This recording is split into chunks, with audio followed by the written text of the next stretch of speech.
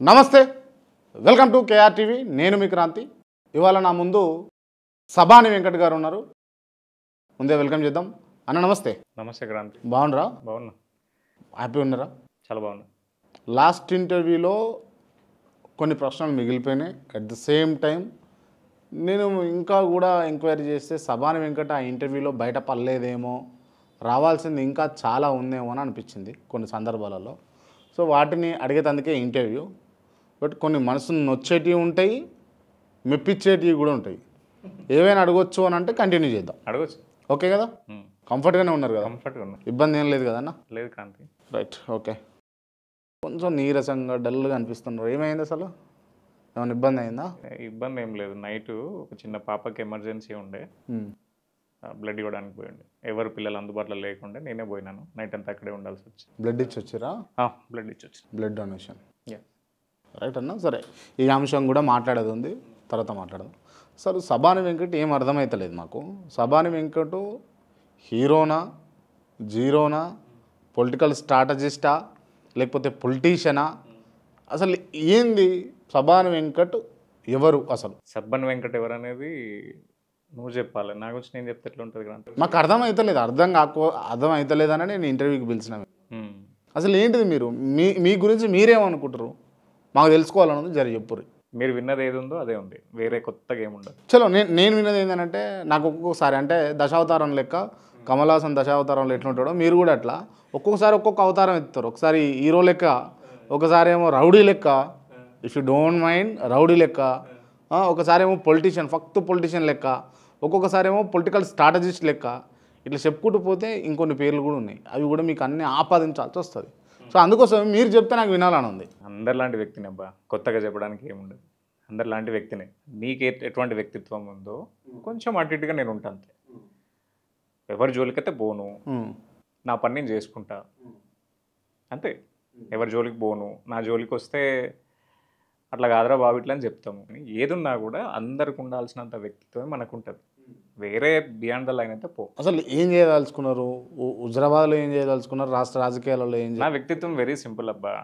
ఇప్పుడు వచ్చిన వారికి సహాయం చేయడం వరకు మాత్రమే ఉన్నా నేను. పర్సనల్ లైఫ్ ఉద్యోగం చేసుకుంటా ఉంటాం. వ్యక్తిత్వానికి వస్తే నీకు వెరీ క్లారిటీగా తెలుసు. ఎట్లా ఉంటా, ఎట్లా ప్రవర్తిస్తా, ఏం చేస్తా అంతా తెలుసు నీకు. ప్రజలకు కూడా తెలుసు కదా. అలా దాచడానికి ఏం లేదు, తెలిసిన పుస్తకం, వైట్ పేపర్. రైట్. ఇంత ధైర్యంగా, ఇంత నిర్మోహమాటంగా, ఇంత కరాఖచ్చిగా మాట్లాడుతుంటారు. కొన్ని సందర్భాలలో మీరు బయటకు కూడా పోతుంటారు కదా. ఎవరున్నారు మీ వెనకాల? మీ ధైర్యం ఏంది అసలు? నా ధైర్యం నేనే అబ్బా. ఎవరుంటారు చెప్పు? నా ధైర్యం నేనే ఉంటా కదా. ఎవరుంటారు? ఇప్పుడు వెనుకున్న నలుగురిని చూసో, ముందున్న ఒకరిద్దరిని చూసుకునో ఎందుకు ఎగురుతాను చెప్పు? మనం వేరే ఏం చేస్తలేం కదా. సమాజ సేవలు ఉన్నాం. నువ్వన్న యాక్టివిస్ట్ కావచ్చు, నువ్వన్న స్ట్రాటజిస్ట్ కావచ్చు, లేదా నువ్వు అనుకునే కామన్ మ్యాన్ కావచ్చు. నా వ్యక్తిత్వం బట్టే ఉంటుంది. వెరీ సింపుల్ అబ్బా. నా వ్యక్తిత్వానికి వస్తే మీ అందరికంటే కొంచెం భిన్నగా ఆలోచిస్తా. సింపుల్గా చెప్పాలంటే, నువ్వు ఒక స్టూడెంట్, నువ్వు ఎగ్జామ్కి పోతావు. 3 గంటల ఎగ్జామ్లా నువ్వు ఏం చేస్తావు అబ్బా? క్వశ్చన్ పేపర్ ఇవ్వగానే నాకు ఇదొచ్చు అని నువ్వు టిక్ చేసుకుంటావు. నేను అటువంటి మనస్తత్వం లేదు నా దగ్గర. నాకు ఇది రాదు అంట నేను. అంటే హార్డెస్ట్ గోల్ తీసుకుంటాను నేను. లైఫ్లో ఏది కష్టమో అది ముందు తీసుకుంటాను నేను. ఏది సింపులో అది తర్వాత చేస్తాను. ఇప్పుడు నాకు వచ్చిన ప్రశ్నలకి ఆ 3 గంటల్లో లాస్ట్ గంట నేను సమాధానం ఇవ్వచ్చు. మొదటి 2 గంటలు రాని దానికోసం కష్టపడతా. ఇప్పుడు హుజరాబాద్ తీసుకున్నా లేదా బయట తీసుకున్నా కూడా ఎదిగే నాయకుడు ఎవరు కూడా విద్య, వైద్యం, ఉపాధి అనే అంశాలు తీసుకోరు. అవి ఈ 70 ఏళ్ళ భారతంలో 79 సంవత్సరాలు అయింది ఇప్పటికీ స్వతంత్రం వచ్చి. 79 సంవత్సరాలలో ఏ నాయకుడు కూడా విద్య, వైద్యం, ఉపాధి అంటూ మాట్లాడాడు. ఎన్నికల ముందు మాట్లాడచ్చు, కానీ దాంతో ఎన్నికలకు పోడు. నేను వాటి మీద కదా కొట్లాడుతున్నా. Hardest points. పిల్లలందరికీ విద్య చేరాలా, పూర్ పీపుల్ అందరికీ విద్య చేరాలా, ఎవరైతే బడుగు బలైన వర్గాలు ఉన్నారు, మధ్యతరగతులు ఉన్నారు, పేదలు ఉన్నారో వాళ్ళకి వైద్యం చేరాలా, ఉపాధి, ఎవరైతే పస్తులు ఉండి అప్పులు చేసి తిప్పలు పడి పిల్లల్ని చదివిచ్చిర్రో ఆ పిల్లలు ఏమని చదివిస్తారు? వీడు బాగా చదువుకొని ఉద్యోగం చేసి మమ్మల్ని వృద్ధిలోకి తెస్తాడు, మాకింత చివరి రోజుల్లో తిండి పెడతాడు, వీడు కూడా మంచి లైఫ్ లీడ్ చేస్తాడు, నేను వ్యవసాయం చేస్తున్నా, నేను కూలి పని చేస్తున్నా, నా కొడుకు కూడా అదే చేయాలి అనుకోరు ఏ తండ్రి. అందుకే చదివిస్తారు. వాళ్ళకు ఉపాధి రావాలి అంటే విద్యా, వైద్యం, ఉపాధి మీద కొట్లాడుతున్నాం. ఇంకా దాంట్లో భిన్నంగా పోతుంది అంతే. హార్డెస్ట్ గోల్స్ తీసుకుంటున్నాను నేను అంతే, ఇంకా అంతకుమించి ఏం లేదు. వెరీ మొండి, ఆనెస్ట్గా ఉండడానికి ట్రై చేస్తా. ఒక్కసారి ఏదైనా పని పెట్టుకుంటే మాత్రం దాని అంత దాకా పోదాకా తీసిపెట్టాను నేను. గింతే నాకు. అంటే ఓ పని పిచ్చోన్ లెక్క చేసుకుంటూ పోతారు ఇక మీరు. అంతే. నాకు ఒక పని మొదలుపెట్టిన ఇప్పుడు ఏంటిది, ఇప్పుడు హుజరాబాద్ డెవలప్మెంట్ తీసుకో, లేదా నేనే ఉన్నా, నేను నా జాబ్లో ఒక లెవెల్కి పోవాలనుకుంటే వెరీ క్లియర్గా ఆడికి పోనీకే కష్టపడతాను నేను. ఇప్పుడు నువ్వు చూస్తావు బాబా, నువ్వు ఏంటిది, నువ్వు బాణం పట్టినావు, ఆ చెట్టు మీద పిట్టు ఉన్నది, నీకు చెట్టు కనిపిస్తుంది, నాకు పిట్ట కనిపిస్తుంది, ఇంకంతే తేడా, అంతకుమించి ఏం లేదు. ఇదే నా వ్యక్తిత్వం. రైట్ రైట్ రైట్ రైట్ ఇప్పుడు మీరు సాఫ్ట్వేర్ ఇండస్ట్రీలో ఉన్నారు. అంత ముందుకు మీరు లెక్చరర్గా పనిచేసారు. అవును. ఎందుకు లెక్చరర్ జాబ్ వదిలేసి సాఫ్ట్వేర్ ఇండస్ట్రీపై పరుగులేసి ఇప్పుడు సి లెవెల్ అంటారా ఎట్లా, సి లెవెల్ దాకా మీరు వచ్చారు. ఏంది, ఎందుకు రావాల్సి వచ్చింది, ఎందుకు కన్వర్ట్ కావాల్సి వచ్చింది? అది నాకు బాగా నచ్చిన ఫీల్డ్ అబ్బా, కానీ కంఫర్ట్ లేదు. నాకు మా ఫాదర్ బాగా ఇన్స్పిరేషన్. మా ఫాదర్ అంటే చాలా ఇష్టం ఉంటుంది. నేను బయట ఇంకా ఈ ఆవేశం అనేది ఇంకా 100 రెట్లు ఉండే. ఇప్పుడు నువ్వు చూస్తున్న వెంకట్కి ఇంకా 100 రెట్లు ఉండే. ఆయన కంట్రోల్ చేస్తాడు. ఆయన ఏంటిదంటే ఎక్కడికి వెళ్ళినా ఇష్యూస్ ఉండే. నాకు ఇష్యూస్ అంటే ఏంటిది, నేను కొంత అవమానం చేసిన, కొంత యాటిట్యూడ్ ఎక్కువ ఉంటుంది. యాటిట్యూడ్ ఈగో హర్ట్ చేసిన ఉంటుంది. యాటిట్యూడ్ ఎవరి దగ్గర ఉంటుంది? పేదోళ్ళ దగ్గర ఉండదు, మంచోడి దగ్గర ఉండదు. నీ పదవితోటో, నీ డబ్బుతోటో, లేదా నీ అధికార మదంతోటో చూపిస్తావు కదా, అక్కడ యాటిట్యూడ్ ఉంటుంది. రైట్. ఏడ నేర్చుకున్నాను ఈ మాటలన్నీ మీరు? ఎందుకు అంటే బాగా మాట్లాడుతారు. సమాజం మీద అవగాహన అబ్బా, ఎన్నో చూస్తూ ఉంటావు. ఇప్పుడు నేను ఒక చిన్న ఎగ్జాంపుల్ ఇస్తాను నీకు, సందర్భం వచ్చింది. నేను నా లెక్కనే ఉంటా అబ్బా, ఎటువంటి పరిస్థితి వచ్చినా నా లెక్కనే ఉంటా. నేను హైదరాబాద్కి వచ్చిన కొత్తలో ఒక ఎగ్జాంపుల్ చెప్తాను నీకు. నేను ఒక బస్సులో పోతున్నబ్బా, బస్సులో పోతున్నప్పుడు నాకు కార్లు బైకులు లేవు, బస్సులో పోతున్నప్పుడు ఒక ప్రెగ్నెంట్ లేడీ, ఆల్మోస్ట్ డెలివరీకి సిద్ధంగా ఉన్న అమ్మాయి నిల్చొని ఉంది. ఆ పక్కన ఒక బాంబు ఉన్నది. నాకేదో జాలనిపించి నేను లేచిన, అమ్మ కూర్చోండి అన్నా. ఆ పెద్ద ఆవిడ ఏమన్నదంటే, ఈ మగ పోరాలని నమ్మద్దు, వాడు ఏ ఉద్దేశంతో వచ్చిండో లేదు బిడ్డ అన్నది. నేను చాలా బాధపడ్డా. అదే కొన్ని సంవత్సరాలకు నేను మళ్ళీ ట్రైన్లో జర్నీ చేస్తున్నా, సికింద్రాబాద్ నుంచి విజయవాడ పోతున్నా, ఏదో పని మీద పోతున్నప్పుడు అదే ట్రైన్లో ఒక తండ్రి వాళ్ళ బిడ్డ, తను కూడా ప్రెగ్నెంటే, ఆమె పడుకున్నది. సికింద్రాబాద్ నుంచి కాచిపేట వరకు ఎక్కడ హాల్టింగ్ ఉండదు, శాతవాహన్ ఎక్స్ప్రెస్. నేను నిల్చొనే ఉన్నా. అడిగిన, పొద్దున్న నుంచి నేను తినలేదు, నైట్ కూడా నిద్రపోలేదు, అంకుల్ కొంచెం లేస్తారా, అమ్మాయిని కూర్చోబెడతారా అంటే, ఆ డైరెక్ట్ అన్నాడు, ఎద్దున్నావు కదా, అమ్మాయి అట్లా పడుకున్నది కదా, ఏంటిది నీకు కనిపిస్తలేదా అన్నాడు. సరే, వారికి అవస్తుంది, నాకు అవస్తుంది, బట్ నా దాంతో పోలిస్తే అమ్మాయి అవస్థ కొంచెం ఎక్కువ ఉంది కాబట్టి నేను ఓర్చుకున్న తర్వాత కాచిపేటకు వచ్చినాక ఒకతను ఎక్కిండు, ఒక ప్యాసింజర్ ఎక్కి డైరెక్ట్ లేమంటే, ఇతను నన్నన్న మాటలే అతను అన్నాడు. అతను ఒకటే మాట అన్నాడు, నీకు అంతుంటే దిగి కార్ బుక్ చేసుకొని పో, ఇది పబ్లిక్ ట్రాన్స్పోర్ట్ అని అన్నాడు. విజయవాడ దాకా అంకుల్ నా తలకాయ కిందికేసుకున్నాడు. అంకుల్ విజయవాడ దిగిన తర్వాత అంకుల్ ఒక మాట అన్నా, అంకుల్ నేను ప్రేమతోటి గౌరవంతో మిమ్మల్ని అడిగిన, నాకు అవస్తున్నా కూడా మీరు నాకు ఛాన్స్ ఇవ్వలే, అతను దౌర్జన్యం చేస్తే మీకు ఛాన్స్ ఇచ్చిండు. ఈ 2 సంఘటనలు నీకు ఏమర్థమైంది? అంటే దౌర్జన్యం చేస్తే మనకు కావాల్సింది పొందొచ్చానా? కాదు, ఈ రెండిట్లో నేను మారలేదు. నేను ఇక్కడ ఎలాగా ఉన్నానో అక్కడ అలాగే ఉన్నాను. సో వెంకట్ అనేటోడు ఒక లైన్ తీసుకుంటే ఆ లైన్ మీదనే ఉంటాడు. దాంట్లో అడ్డంకులు రావచ్చు, నిందలు పడవచ్చు, అవమానాలు జరగచ్చు. ఆ వెంకట్ ఏ లైన్ తీసుకుంటే ఆ లైన్ మీదనే ఉంటాడు. గదే వెంకట్. లైన్ క్రాస్ గారు ఎన్ని వచ్చినా ఏం జరిగినా, ఎన్ని ఆఫర్లు వచ్చినా, ఎంత డబ్బు వచ్చినా, పదవి వచ్చినా, ఏదొచ్చినా కాదు ఇంత న్యూట్రల్గా ఉంటా అంటారు. చలో ఓకే. నా ఇప్పుడు ఒకటి అబ్బా, మన మీద మనకు గౌరవం ఉండాలి. మనం ఎవరైనా విమర్శిస్తున్నప్పుడు మన ఆత్మవిమర్శ చేసుకోవాలి, మన మీద మనకు గౌరవం ఉండాలంట. అంతే కదా. నువ్వు నైట్ పడుకుంటప్పుడు నువ్వు హ్యాపీగా ఎప్పుడు పడుకుంటావు? ఎవరిని మోసం చేయనప్పుడు, నీకేం బాధ లేనప్పుడు, నువ్వు ఎవరిని కష్టపెట్టినప్పుడు హ్యాపీగా పడుకుంటావు. నేను అట్లా పడుకోవాలంట. రైట్. ఓకే. మీరు అంటే ఎండోమెంట్లా, లేకపోతే దేవస్థానాల దగ్గర, లేకపోతే ఏదన్నా విపత్కర పరిస్థితి ఉన్నది ఆ సందర్భాలల్లో, లేకపోతే పోలీస్ స్టేషన్లల్లో, లేకపోతే ఎవరైనా పట్టుకున్నప్పుడు విడిపించే దాంట్లో, పోలీసు వాళ్ళ దాంట్లో కూడా ఐఏఎస్ ఐపీఎస్ స్థాయిలో ఉన్నటువంటి వ్యక్తులతోటి మీరు ఇన్ఫ్లుయెన్స్ చేపిస్తారు. మీరు ఎక్కడికైనా పోతే కూడా మీతో కాన్వాయిలు వస్తాయి. ఎట్లా సాధ్యపడుతుంది ఇది? ఏముందర్లా అభిమానంతో తిరిగే తమ్ముళ్ళు ఉన్నారు, వాళ్ళే వస్తాయి కాన్వాయిలు. వేరే అవుట్ సైడర్స్ని పట్టుకుని హుజరాబాద్ పోతే హుజరాబాద్ పిల్లలే ఉంటారు. కరీంనగర్ పోతే కరీంనగర్ వాళ్ళే ఉంటారు, భూపాలపల్లి వెళ్తే భూపాలపల్లి వాళ్ళే ఉంటారు. ఎక్కడోళ్ళు అక్కడనే ఉన్నాం కదా. నేను ఆ లోకల్కి పోతున్నా అంటే ఆబ్వియస్లీ వాళ్ళందరూ అన్న వచ్చిండు అన్న అభిమానంతో వస్తారు. రైట్. నేను అడిగింది ఏంటంటే ఐఏఎస్ ఐపీఎస్ క్యాడర్ ఉన్నటువంటి పెద్ద వ్యక్తులతోటి మీకు ఏంది రిలేషన్ అంటున్నాను నేను. మంచితనం అబ్బా, దోస్తాను ఏముంటది, దోస్తాను అంతే. నాకు కూడా నేను కూడా మీకంటే మంచోని, మరి నాకు ఆ దోస్తాను లేదు కదా. వాళ్ళకి ఎక్కడో దగ్గర అవసరం ఉంటుంది, లేదా నాకు ఎక్కడో దగ్గర. ఇప్పుడు ఒక అమాయకుడు ఒక పేదవాడు వెళ్ళి ఒక కేసులు ఇరుక్కున్నప్పుడు ఫస్ట్ ఆఫ్ ఆల్ ఏంది, ఒక పోలీస్ స్టేషన్ పోగానే నువ్వు కంప్లైంట్ ఇచ్చిన తర్వాత అక్కడ ఉన్న ఎస్హెచ్ఓ కానీ ఏసీపీ గారు కానీ సిపి గారు కానీ ఎవరైనా కూడా కంప్లైంట్ చూసిన తర్వాత కంప్లైంట్ నమ్మి అపోనెంట్నే అనుకుంటారు. అట్లా అన్యాయమైన వాళ్ళు చాలామంది ఉండే. నేను అప్పుడు ఏం చేస్తా, అట్లా కాదు, ఒక్కసారి మీరు గ్రౌండ్కి వెళ్ళి ఎంక్వైరీ చేయండి అంటారు. వెళ్ళిన తర్వాత వాళ్ళు రియలైజ్ అవుతారు, అరే కరెక్టే కదా, మేము వెంకట్ మాట వినకపోయి ఉంటే ఈరోజు ఒక అమాయకుడు జైలుకు పోయేటోడు కదా, ఒక అమాయకుడు ఈ కేసులో ఇరికి వాళ్ళ జీవితం నాశనం అయ్యేది కదా అని ఆలోచిస్తారు. అప్పుడు ఏమవుతుంది, వాళ్ళకి నా మీద రెస్పెక్ట్ పెరుగుతుంది. లేదంటే ఇక్కడ కూడా ఇప్పుడు నువ్వు అంటావు ఇంటలెక్చువల్ అంటావు లేదా స్ట్రాటజిస్ట్ అంటావు, ఆ సమాజ కోణంలో చూస్తా, ఏది కూడా సమాజ కోణంలో చూస్తే విషయం నేను. సో ఆబ్వియస్లీ వాళ్ళు ఫ్రెండ్స్ అవుతారు. మీరు పోతుంటే కానవాయిలు ఏంది అని వస్తాయి కదా, దానిలో ఏమున్నది, అభిమానులు ఉంటారు కదా, అభిమానులు ఉంటారు, తమ్ముళ్ళు ఉంటారు. ఎక్కడికన్నా వస్తే సరే అన్న, ఇప్పుడు ఎక్కడికి వెళ్ళబ్బా కాన్వాయిల్ అంటే పెద్దగా ఎందురుగా, నేను ఇప్పటికీ చెప్తా, నాతో ఉండే పిల్లలైనా అంత సాఫ్ట్వేర్ ఎంప్లాయీసే ఉంటారు. సో వాళ్ళు ఫ్రీ టైంలో లీజర్ ఉన్నప్పుడు మాత్రమే వాళ్ళు అన్న నేను బడగొడతా పదా, నువ్వు ఎందుకు ఒక్కడే వెళ్తావు అని వస్తారు తప్ప, వాళ్ళకి పని ఉంటే నేను డిస్టర్బ్ కూడా చేయను, ఒక్కనే వెళ్ళిపోతా. ఆ వెళ్ళిపోయిన తర్వాత ఆ రాత్రి 2 గంటలు కానీ 3 గంటలు కానీ ఒక్కనే వెళ్తా. వెళ్ళిన తర్వాత అక్కడ ఆటోమేటిక్గా ఆ లొకాలిటీకి వెళ్ళిన తర్వాత పిల్లలు ఉంటారు, వాళ్ళు ప్రొటెక్ట్ చేసుకుంటారు అంతే. గవే కాన్వాయిల్ తప్ప ఏదో షో చేయాలా షోప్ టాప్ చేయాలని నాకేం లేదా, షో చేయాలా షోప్ టాప్ చేయాలన్న షోక్ లేదా మీకు?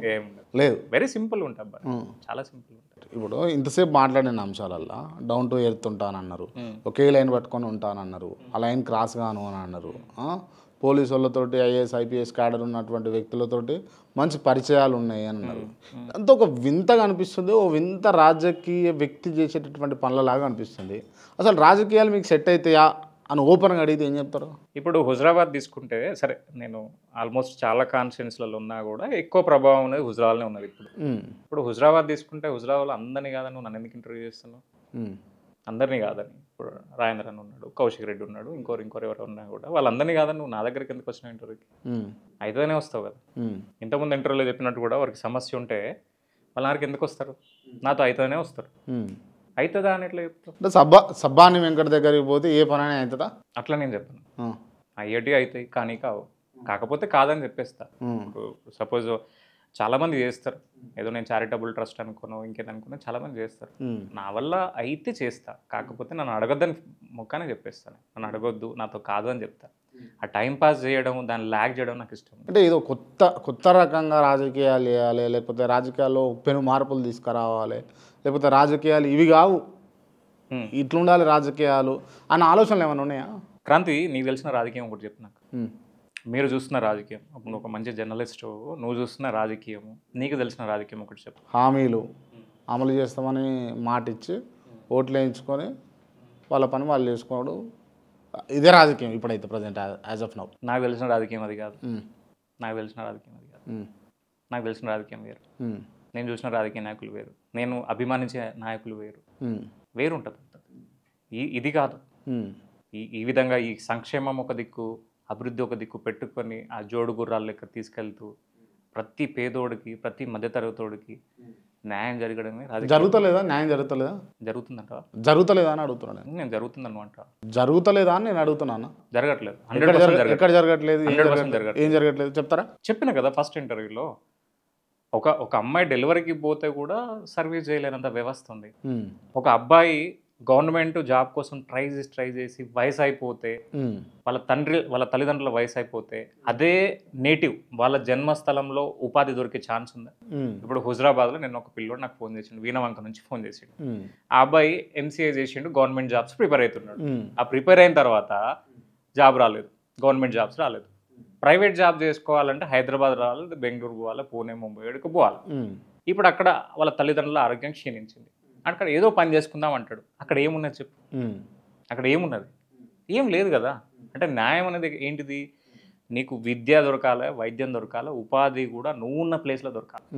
నేనేమంటున్నా, 1,00,000 రూపాయలు ఇప్పుడు IBM కంపెనీలో లేదా ఎక్కడో మైక్రోసాఫ్ట్లో ఇచ్చే సాలరీస్ ఇవ్వమని నేను అంటలేను, ఐటీ కంపెనీలు పెట్టమంటలేను. ఏదో ఒక చిన్న పరిశ్రమ, అది చెప్పుల ఫ్యాక్టరీ కావచ్చు, రబ్బర్ ఫ్యాక్టరీ కావచ్చు, షుగర్ ఫ్యాక్టరీ కావచ్చు. భూపాలపల్లి దగ్గర ఉన్నదబ్బా, హుజరాబాద్లో చాలా వనరులు ఉన్నాయి, వాటిని వాడుకోమని చెప్తాను తప్ప అవి వాడుకుంటే ఎందుకు న్యాయం జరగదు పేదోడికి?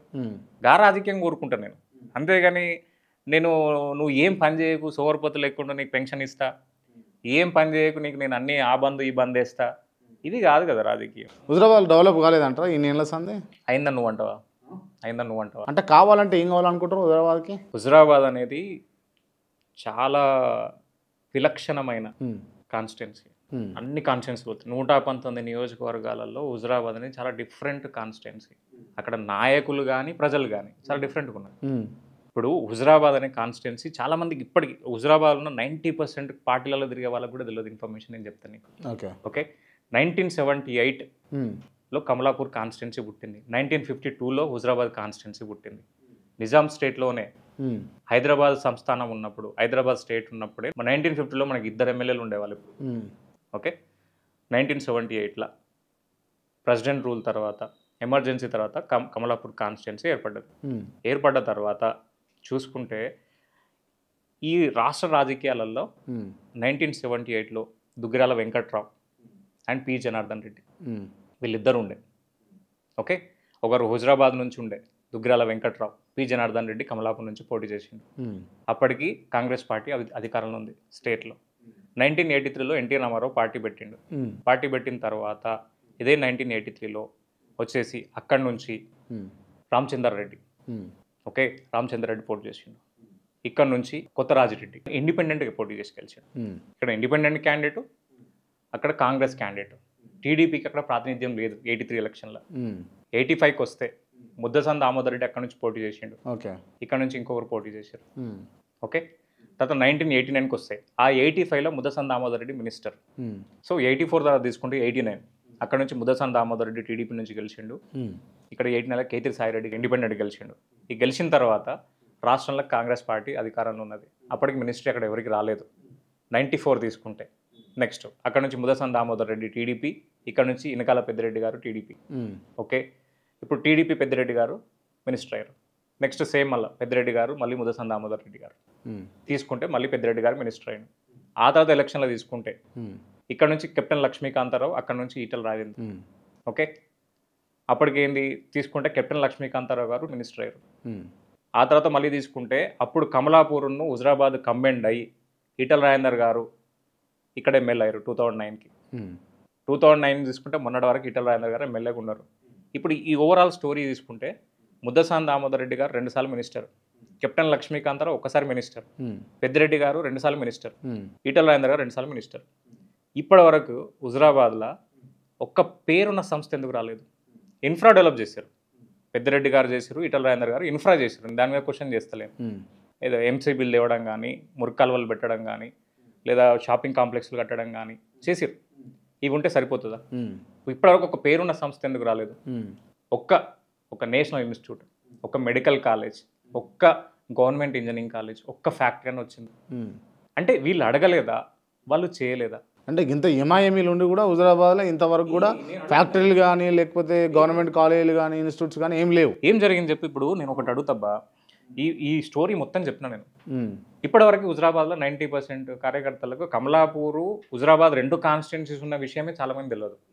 అది దీని లెక్క మారింది అనుకుంటున్నారు. కమలాపూర్ హుజరాబాద్గా మారింది అనుకుంటున్నారు. లేదు, ఆ ప్రాంతానికి ఇద్దరిద్దరు ఎమ్మెల్యేలు మంత్రులు ఉన్నా కూడా ఇప్పటికీ పేరున్న సంస్థలు ఎందుకు రాలేదు? ఒక మెడికల్ కాలేజ్ ఎందుకు రాలేదు? ఇప్పటికి చెప్తా ఇప్పుడు హుజరాబాద్ జిల్లా కావాలని కొట్లాడతారు, అది ఇస్తలేరు. వద్దన్న హన్మకొండకైతే ఇచ్చారు. సరే ఇది జిల్లా కావాలంటే దీనికి వాళ్ళు చూస్తారు ఏ ప్రాతిపదికన జిల్లా చేయాలి? ఏమన్నా గవర్నమెంట్ ఇన్స్టిట్యూట్స్ ఉన్నాయా? ఏమన్నా ఇన్ఫ్రాస్ట్రక్చర్ డెవలప్ అయిందా? ట్రాన్స్పోర్ట్ ఉందా? ఎంత జనసాంద్రత ఉంది? అన్నీ చూస్తారు. ఇప్పటికి తీసుకుంటే 5 మండలాలు ఉన్నాయి. కమలాపూరు, వీణవంక, ఇల్లంతకుంట, జమ్మికుంట, హుజరాబాద్ ఉంది. ఈ ఉన్న 2 హాస్పిటల్ కూడా స్పెషలిస్టులు ఎక్కడ ఉన్నారు? డెలివరీ చేసే సదుపాయాలు లేవు. ఒక కార్డియాలజిస్ట్ అపాయింట్ కాక ఎంతోమంది చచ్చిపోతారు. బీద వాళ్ళకి న్యాయం జరగాలి కదా, పేదోడికి న్యాయం జరిగినప్పుడే కదా ప్రభుత్వాలకు పేరు వస్తుంది. అంతేనా? ఇప్పుడు ఈ 78 నుంచి చెప్పిన నీకు స్టోరీ, 78 నుంచి ఇప్పటివరకు చెప్పిన 40 సంవత్సరాల చరిత్ర చెప్పిన. ఈ 40 సంవత్సరాల్లో ఇక్కడ నుంచి మంత్రులైన వాళ్ళు మళ్ళీ గుర్తుపెట్టుకో 83లా ఉమ్మడి కరీంనగర్కు టి జీవన్ రెడ్డి గారు మాత్రమే మినిస్టర్గా ఉన్నారు టీడీపీ గవర్నమెంట్లో 1983. అప్పుడు ఇక్కడ నుంచి ఎవరు గెలవలే కాబట్టి. ఓకే. ఆ తర్వాత కరీంనగర్లో మినిస్టర్ ఇవ్వాలంటే హుజరాబాద్ నుంచి వచ్చింది. పెద్దిరెడ్డి గారు, ముదసన్ దామోదర్ రెడ్డి గారు, లక్ష్మీకాంతారావు గారు, ఈటల రాజేందర్ గారు, వీళ్ళకే వచ్చినాయి కదా. మరి ఎందుకు డెవలప్ కాలేదు? సమాధానం చెప్పాలి కదా. రైట్. ఓకే. ఇప్పుడు అంటే ఈ ఈటల రాజేందర్ గారి ప్రస్తావన కూడా వచ్చింది కాబట్టి నేను ఇది అడుగు. ఈటల రాజేందర్ మీరు ఫ్రెండ్స్ కదా, దోస్తులే కదా? ఫ్రెండ్స్. రైట్. మంచి క్లోజ్ రిలేషన్షిప్ ఉంటుంది. బాగుంటుంది, ఒకరినొకరు అమ్మానించుకుంటాం. ఎందుకు ఓడిపోయినా అంటారు ఈటల రాజేందర్ గారు మీరు? దానికి 1,00,000 కారణాలు ఉన్నాయి. నేను ఆల్రెడీ చెప్పినాను. ఇప్పుడు బై ఎలక్షన్ తీసుకుంటే ఈటల రాజేందర్ గారు టీఆర్ఎస్ పార్టీ నుంచి బయటికి పోయి బీజేపీ పార్టీ నుంచి పోటీ చేశారు. అప్పటికక్కడ బీజేపీ క్యాడర్ లేదు. అదే ఈటల రాజేందర్ బలం ఉంది దాంట్లో. అట్ ద సేమ్ టైం మీలాంటి మీడియా మిత్రులు, తెలంగాణ ఉద్యమకారులు, బీసీ సంఘాలు, నాలాంటి సమాజం మీద అవగాహన ఉన్నోళ్ళు చాలామంది సపోర్ట్ చేస్తే ఆయనకు ఒక 20,000 మెజారిటీ వచ్చింది. అండ్ మోర్ ఎవర్ అప్పుడు Congress vote bank at divert అయింది. అందరూ కూడా మా రాజేంద్ర అన్న మోసపోయి వచ్చిండు, రాజేంద్ర అన్న గెలిపించుకోవాలి, రాజేందర్ గెలవాలని అందరూ కోరుకున్నారు. అందరూ సాయం చేశారు. ఆ సాయం చేసిన తర్వాత అందరు గెలిచిన వ్యక్తిని చూస్తారు. నేను ఆల్రెడీ ఓడిపోయిన వ్యక్తిని చూస్తున్నా. అంత ప్రభంజనంలో కూడా టీఆర్ఎస్కి 83,000 ఓట్లు వచ్చినాయి. అంటే ఆ టీఆర్ఎస్ ఓటు బ్యాంక్ అక్కడ ఉంది. ఎందుకంటే ఈటల రాజేందర్ 20 సంవత్సరాల నుంచి కెప్టెన్ లక్ష్మీకాంతారావు, ఈటల రాజేందర్ వీళ్ళు బలంగా పునాదులు వేసారు అక్కడ టీఆర్ఎస్ పార్టీకి. బలంగా పునాదులు వేసినప్పుడు ఆటోమేటిక్గా అక్కడ 83,000 ఓటు బ్యాంక్ ఉంది టీఆర్ఎస్కి. ఇప్పుడు కాంగ్రెస్ ఓటు బ్యాంక్ 60,000 ఉంది కదా. ఇప్పుడు రేవంత్ రెడ్డి గారికి గాలి ఉన్నది, కాంగ్రెస్ పార్టీకి గాలి ఉన్నది. ఆటోమేటిక్గా వాళ్ళ 60,000 ఓట్లు వాళ్ళకి పోతే రాజేంద్ర అన్న మిగిలేదు 60,000 ఓట్లే మిగులుతాయి. 83,000 ఓట్ల ఓటు బ్యాంక్ ఉంది కదా. ఆయనకు 3,000 తగ్గినాయి కౌశిక్ రెడ్డికి, సార్ 80,000 వచ్చినాయి. అంటే ఆటోమేటిక్గా చూస్తే Congress vote bank Congress divert అయిపోయింది. ఇంకా 6,000 తక్కువనే వచ్చినాయి వాళ్ళకి రావాల్సింది 60,000 తక్కువనే వచ్చినాయి. ఓడిపోతాడు కదా. దానిలో వింత ఏమున్నది? ఆయన అక్కడే కాన్స్టిట్యూషన్ పట్టుకుని ఒకటే కాన్స్టిట్యూషన్లో పోటీ చేస్తే గెలుస్తాడు. మీరు కూడా చెప్పిరట కదా ఈటల రాజేందర్కు వద్దన్నా అడిగిపోతున్నాము. నేను అడిగిన, ఎందుకంటే నాకు కొంత పబ్లిసిటీ క్రియేట్ అయింది, కొంత ఇమేజ్ క్రియేట్ అయిన తర్వాత నాకు కూడా చాలా ప్రెజర్ ఉండి మా తమ్ముళ్ళు ఉండి లేదా నాకు నా మంచిని కోరుకునే వాళ్ళు, హుజరాబాద్ మంచిని కోరుకునే వాళ్ళు చాలామంది కొత్త డిస్ట్రిక్ట్ రావాలి, నువ్వు రా అన్న అంటే నేను రాజేంద్రని అడిగిన, అన్న నువ్వు గజ్వెల్ వెళ్ళిపోయేది నాకు ఇచ్చాను. వారు కూడా ఏంటి అంటే ఒకసారి పోటీ చేస్తామని వారు అన్నారు. రైట్. ఓకే, ఇవన్నీ బాగానే ఉన్నాయి. హుజరాబాద్లో మినీ జనతా గ్యారేజ్ ఒకటి రన్ చేస్తారు మీరు, ఒప్పుకోవాలి మీరు. కొంత రౌడీ బ్యాక్గ్రౌండ్ కూడా ఉపయోగిస్తారు మీరు. లేదు క్రాంతి, చేయరా? లేదు క్రాంతి, చేయరా? చెప్పు, ఏం చేసినా చెప్పు. ఇప్పుడు ఊరికే అంటే కాదు కదా, ఏదన్నా ఉంటే చెప్పు, ఇది చేసినామన్నా అని చెప్పు. ఓపెన్ ఒప్పుకోండి. మీరు రౌడీ రాజకీయాలు లేకపోతే ఈ జనతా గ్యారేజ్ నడిపించుడు హుజరాబాద్లో ఉందా లేదా? లేదు, లేదు. ఈ మోహన్ లాల్ ఎన్టీఆర్ చేసినట్టు ఒక పేదోడికి న్యాయం చేయడానికి కొంచెం అగ్రెసివ్గా మాట్లాడతాం కావచ్చు, కొంత ఆవేశంగా మాట్లాడతాం కావచ్చు వాడికి న్యాయం చేయడానికి, తప్ప ఎటువంటి దౌర్జన్యాలు చేయమబ్బా. ఎందుకు చేస్తాను చెప్పు? నేను అక్కడ ప్రాంత అభివృద్ధిని కోరుకుంటాను, ఆ ప్రాంతం మీద పట్టు సాధించాలని నేను ప్రయత్నిస్తలేను.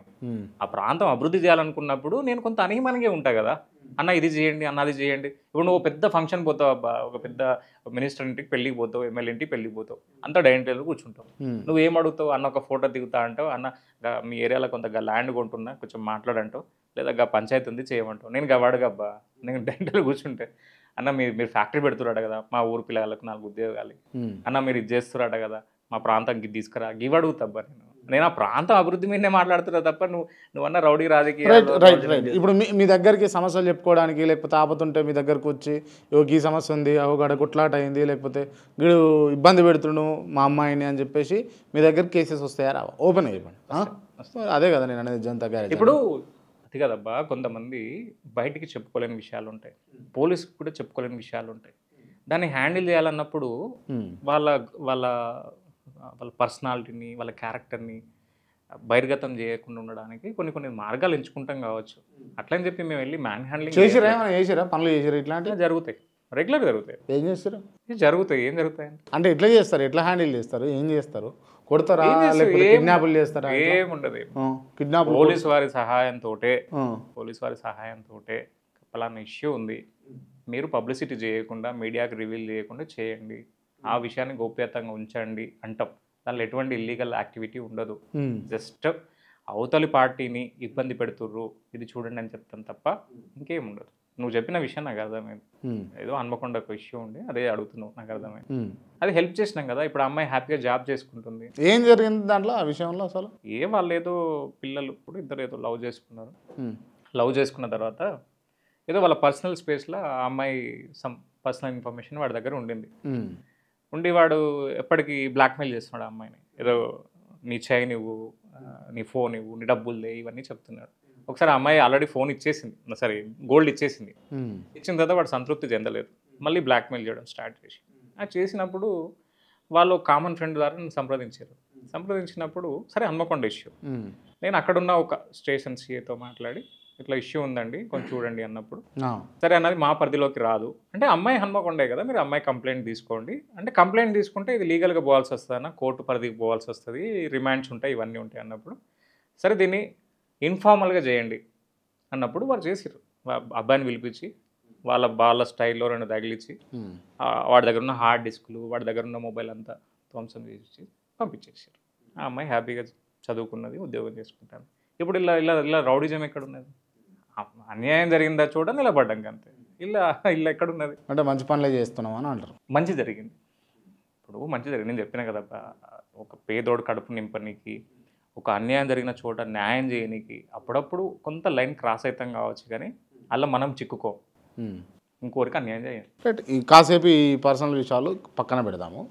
పొలిటికల్కి వస్తే నేను మొదట ఇంట్రడక్షన్లో చెప్పిన, అడిగినా కూడా మీరు ఒక అనలిస్ట్గా స్ట్రాటజిస్ట్గా కనిపిస్తారు, అవతారాలు ఉంటాయి అని చెప్పేసి. సో ఇప్పుడున్నటువంటి రాజకీయ పరిస్థితులల్లో రాజకీయ నాయకుల మీద మీ అభిప్రాయం ఏంది, ఒక స్ట్రాటజిస్ట్గా, ఒక అనలిస్ట్గా? ఇదంతా సమూలంగా మార్చేయాలబ్బా.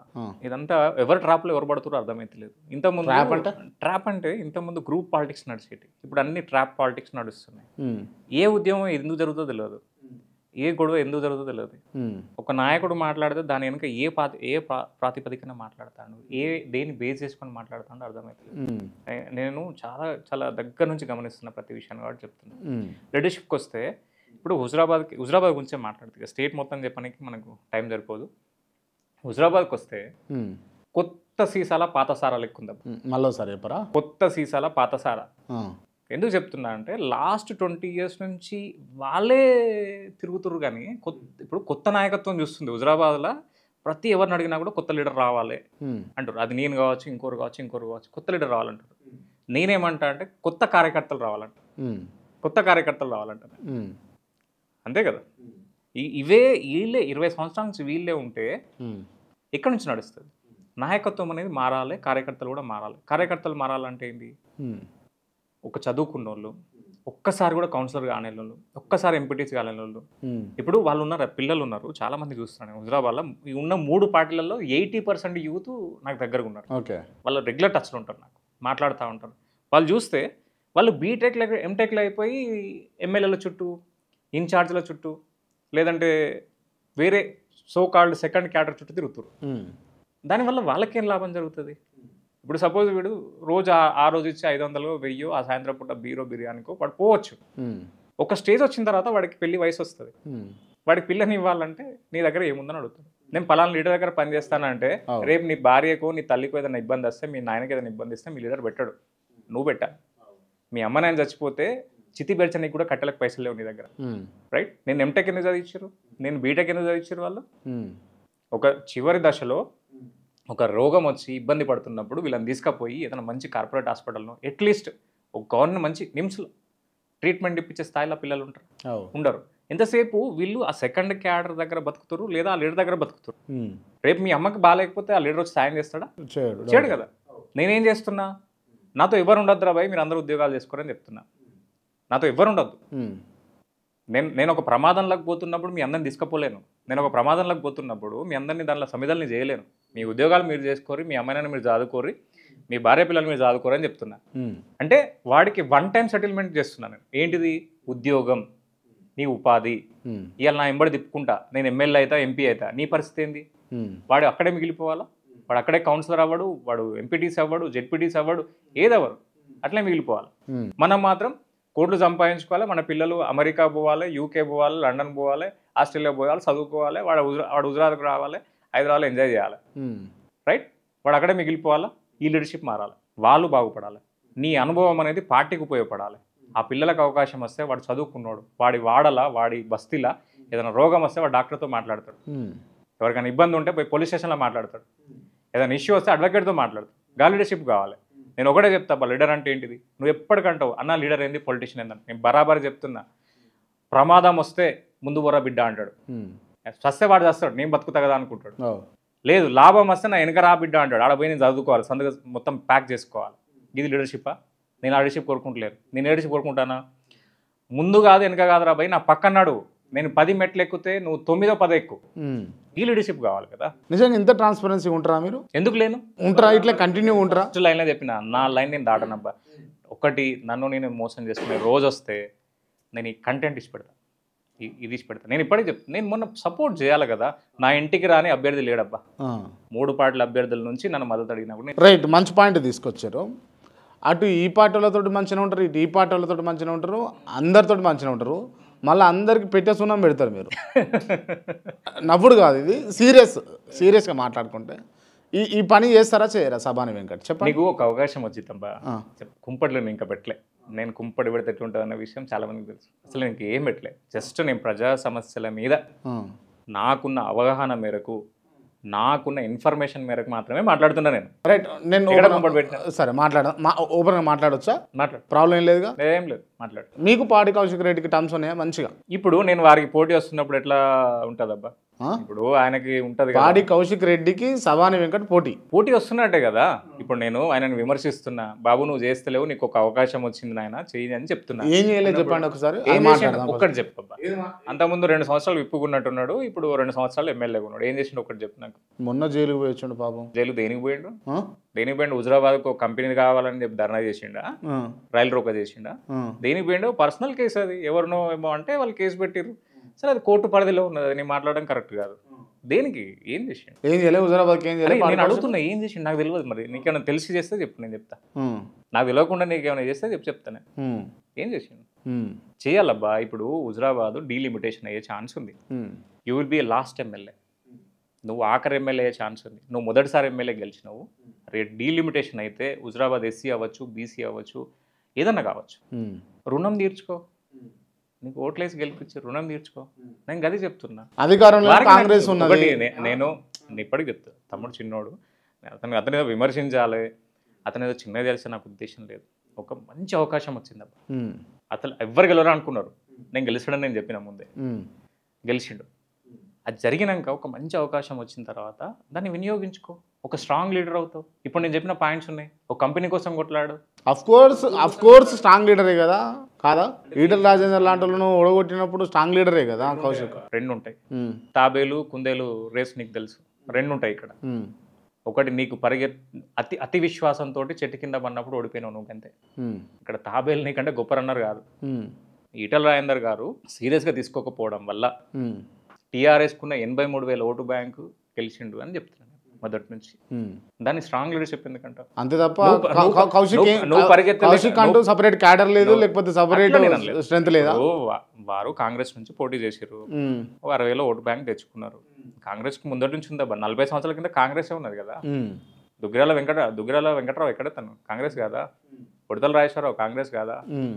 కాంగ్రెస్ ఓటు బ్యాంక్ ఉందాడు, 60,000 కరాఖండిగా ఉందాడు. ఆయన తెచ్చుకున్నాడు, దాన్ని నిలబెట్టిండు. ఎంతో కొంత క్యాడర్ క్రియేట్ అవుతుంది కదా. మొత్తానికి ఆయనకి లేదని నేను ఎక్కడ చెప్తలేనే. ఆయనకు ఉండేది ఆయనకు ఉంటుంది. ఒక యూత్లో ఉన్నప్పుడు, యువకుడిగా ఉన్నప్పుడు 50 మందో 100 మందో తిరుగుతారు. నా ఎంబడి తిరగట్లేదా? సరే, రైట్, ఓకే. ఇప్పుడు అందరు రాజకీయ నాయకులతోటి హుజరాబాద్లో ఉన్న వాళ్ళతోటి యాంటీగా అయిపోతా ఉన్నారు. యాంటీ అవుతారా లేదా? నేను ఎవరిని శత్రువు అనుకున్నబ్బా, ఇప్పటికి చెప్తా, అందరితో మంచిగా ఉంటున్నాను. నాకు కావాల్సింది ఏంటి అంటే, ఇప్పుడు మిమ్మల్ని ఓట్లేసి గెలిపించారు, నాలాంటి ఇంటికి ఎందుకు రావాలి? ఇప్పుడు నేను ఒక విషయం చెప్తాబా, నేను ఎంత సఫర్ అవుతా అంటే, లాస్ట్ 4 ఇయర్స్ నుంచి నాకు 2 చిన్నపిల్లలు. నా కొడుకు 8 ఇయర్స్ ఉంటాడు, నా పాప 2.5 ఇయర్స్ ఉంటుంది. నేను వాళ్ళతో గడిపిన సమయం చాలా తక్కువ. పవన్ కళ్యాణ్ గారు సినిమాలు ఇసిపెట్టి రాజకీయాల్లోకి వస్తే అందరూ చిన్నగా చూస్తే నేను ఏమనుకున్నా కానీ, ఇప్పుడు నా పరిస్థితి అట్లే ఉంది. మంచి లైఫ్ ఇసిపెట్టి ఎందుకు పోతావు అని చెప్పి నన్ను చాలా మంది అంటారు. నైట్ కాల్స్ వస్తాయి, పొద్దున్న లేవక ముందే ఇంటి ముందు, నిద్ర లేవక ముందే ఇంటి ముందు 10ల కొద్ది జనాలు ఉంటే మీరు చేస్తే నా దగ్గర రారు కదా, మిమ్మల్ని ఓట్లేసి గెలిపించారు కాబట్టి ఫస్ట్ మీ బాధ్యత మీరు నిర్వర్తించండి. సరే ఇప్పుడు వీళ్ళకి మంచి చేస్తున్నారు, అందరితో సున్నం పెట్టుకుంటారు, లేకపోతే అందరి కింద కుంపటి పెడుతున్నారు. గివి చేస్తే హుజరాబాద్లో ఎమ్మెల్యే అవుతారా వెంకట్ గారు? నేను ఎప్పటికీ చెప్తాబ్బా, నేను సింహాసనం కోసం కొట్లాడే మనిషిని కాదు. అర్థం కాలే నాకు. నేను సింహాసనం కోసం, కిరీటం కోసం పాకులాడే మనిషిని కాదు. ఇప్పుడు హుజరాబాద్లో పాగా వేసి ఎమ్మెల్యే కావాలన్న షోకు మీకు ఉందా లేదా? ఓపెన్ నేను ఒక్క విషయం చెప్తాను, నేను అడిగిన దానికి చెప్పండి. ఉందా నేను లేదా? ఎమ్మెల్యే కావాలనుకుంటే ఉందా లేదా నేను దానికి సమాధానం చెప్తాను. ఒకవేళ నేను అనుకుంటే చెప్పండి. ఇంత మంచి స్టూడియోలో కూర్చొని, ఇంత మంచి కెమెరాల ముందు కూర్చొని నువ్వు అడిగే ప్రశ్నలకు నేను గొప్పగా సమాధానాలు చెప్తే నన్ను తెలివైనోడు అంటారు. నేను అది చేసినా ఇది చేసినా నేను మంచి చేసినా అంటే మంచి వ్యక్తి అనుకుంటారు. కానీ ఓట్లు పడాయి. నేను ఇంకా రాజకీయంగా ఏ నిర్ణయం తీసుకోలే, తీసుకునే దగ్గరికి వచ్చిన. అది ఎప్పుడో ఒక దగ్గర తీసుకుంటా. ఏ పార్టీలో జాయిన్ అవుతారు మీరు? చెప్తా, అది కూడా తీసుకుంటా. ఆ తీసుకున్న తర్వాత ఇట్లా స్టూడియోలో కూర్చొని నా ఉద్యోగానికి రాజీనామా చేసి పోయి 24 గంటలు ఆడనే ఉంటాను. నా కుటుంబాన్ని కూడా తీసుకుపోయి అక్కడే ఉండి ఆ జనాల మధ్యలో కూర్చుంటా నేను. అర్థమైంది కదా? ప్రతి ఇంటిని కలుస్తా, ప్రతి గుమ్మం మీద, ప్రతి పేదోడి మధ్యతరగతి వాళ్ళ ఇంటి గుమ్మం మీద నా సంతకం ఉంటుంది. అంటే ఏంటిది, మీ బతుకులు మార్చినా అనేది ఉంటుంది. రాజకీయం చేస్తాను నేను చేస్తే. అయితే ఈ రాజకీయాలు అన్నీ అయితే మీతో అయితే ఎందుకు కాదబ్బా, నువ్వు ఇంటర్వ్యూ ఎందుకు తీసుకుంటున్నావు మరి? కాంది ఇంటర్వ్యూ ఎందుకు తీసుకుంటున్నావు? కాంది ఇంటర్వ్యూ తీసుకుంటున్నాము, ఎమ్మెల్యే కావడానికి కదా మీరు ఇవన్నీ చేస్తుంది. లేదు, ఇప్పుడు ఒకటి చెప్తాబ్బా, ఇప్పుడు పోటీ చేస్తే మొన్న చేసేయాలి, మొన్న 23లో పోటీ చేయాలి. ఇప్పుడు డీలిమిటేషన్ వస్తుంది. కమలాపూర్ పోయి హన్మకొండలో కలవచ్చు, గుజరాత్ పోయి ఉస్నాబాద్లో కలవచ్చు, లేదా వీణవంక పోయి మానకొండలో కలవచ్చు. ఈ ముక్కలైపోయే నియోజకవర్గం మీద ఇంకా ఎమ్మెల్యే ఆశలు ఎట్లుంటాయి నాకు? అది లేదా? కానీ నేను కొట్లాడేది అక్కడున్న ఈ పాత హుజరాబాద్ నియోజకవర్గం 2.5 లక్షల మంది గురించి మాత్రం నేను ఆలోచిస్తున్నా. వీళ్ళు పోయి అలా కలవచ్చు, వీళ్ళు పోయి ఇలా కలవచ్చు, వీళ్ళంతా నా కుటుంబ సభ్యులు అనుకొని వాళ్ళు ఎలా కలిసినా కూడా ఈ 2.5 లక్షల మందికి న్యాయం చేయాలని మాత్రమే నేను కోరుకుంటాను తప్ప ఈ ఎమ్మెల్యే ఎక్కడ దెబ్బకు మళ్ళీ కొత్త. అంటే ఈ ఎమ్మెల్యే ఎంపీ కావాలన్న ఆలోచన కానీ షోక్ కానీ లేకపోతే ఆ కాజ్ మీద మీరు పనిచేస్తారా లేదా? ఇప్పుడు క్లారిటీ చేయండి. ఇప్పుడు నేను అభివృద్ధి గురించి మాట్లాడుతున్నా. ఇది జరగనప్పుడు ఇప్పుడు నేను ఒక స్ట్రాటజిక్గా పోతున్నా. ఎక్కడెక్కడ ఎవరు గెలిచారు, ఏ నియోజకవర్గాల్లో ఏ అభివృద్ధి జరుగుతుంది, ఇదంతా నేను మొత్తం సమీకరించి అసలు హుజరాబాద్ ఎందుకు కాలేదు దీని గురించి సీఎం గారిని కలిసి ఒక రిప్రజెంటేషన్ ఇచ్చి, నువ్వు అన్న రాజకీయం అన్నావు కదా, ఇప్పుడు నేను బాధ్యత నీ పరంగా చెప్తున్నా. నేను అడిగిన ప్రతిదీ ఇస్తే హుజరాబాద్కి నేను ఏ పార్టీకైనా మద్దతు ఇస్తాబ్బా. ఏ పార్టీకైనా ఇస్తా అన్న. రికార్డులు అయితే ఇవి అంటే పెట్టేసి నేను అడిగిన ఇస్తే, నేను అడిగిన కంపెనీ ఇస్తే, నేను అడిగిన కాలేజ్ ఇస్తే, నేను అడిగిన వైద్యుల్ని సమకూరిస్తే, నేను అడిగిన 1-2 ఉపాధి కార్యక్రమాలు చేస్తే నేను బాధ్యత బాండ్ పేపర్ సైన్ చేసి ఇస్తాను. నేను ఏ పార్టీకైనా మద్దతు ఇస్తా. నిలబడను ఇది దీనికి రెడీగా ఉంటాను. ఓపెన్ ఛాలెంజ్ చేస్తాను, ఓపెన్ ఛాలెంజ్. కానీ ఇయ్యనప్పుడు ఖచ్చితంగా ప్రజాక్షేత్రంలోకి వస్తా. రాకుండా ఎట్లుంటా? ఇప్పుడు నాకు ఆ ప్రాంతం ఇష్టం అబ్బా. ఇప్పుడు బెల్లంపల్లి నాదే, భూపాలపల్లి నాదే, ఇక్కడ ఉండే కోకాపేట నాదే. అయినా కూడా నేను అక్కడ ఎందుకు కొట్లాడుతున్నా? ఇక్కడ అకామిడేట్ చేస్తారు కదా. నువ్వు అన్నట్టు నేను సబ్జెక్ట్ ఉన్న లీడర్ అయితే నాకు ఈ కోకాపేట పక్కన రాజేంద్ర నగర్, పటాన్చేరు, చేవేల్లో ఏదో ఒకటి ఇస్తారు కదా. డీలిమిటేషన్లో ఇది కూడా ఇంకొక నియోజకవర్గం అవుతుంది కదా. కానీ అక్కడ ఎందుకు కొట్లాడుతున్నా నేను? అక్కడ నాకు ఉంది ఒక ఇల్లే. సభాన వెంకట్కు హుజరాబాద్ పిచ్చి పట్టింది అని అంటాను నేను. పిచ్చి అంతేనా? చాలా పిచ్చి. మీరు బీజేపీ సపోర్ట్ చేస్తారు కదా, బీజేపీ సపోర్టర్ కదా మీరు. అట్లా ఎందుకు అనుకుంటారు? ఆ ముద్ర ఉన్నది మీ మీద. ఉండని అప్ప. ఇప్పుడు 100 అనుకుంటారు, కాంగ్రెస్ వాళ్ళు ఏమనుకుంటారు, ఈడు బీజేపీ మనిషి అనుకుంటాడు. నేను ఈటల రాజేంద్ర అనుచరుని కాదబ్బా.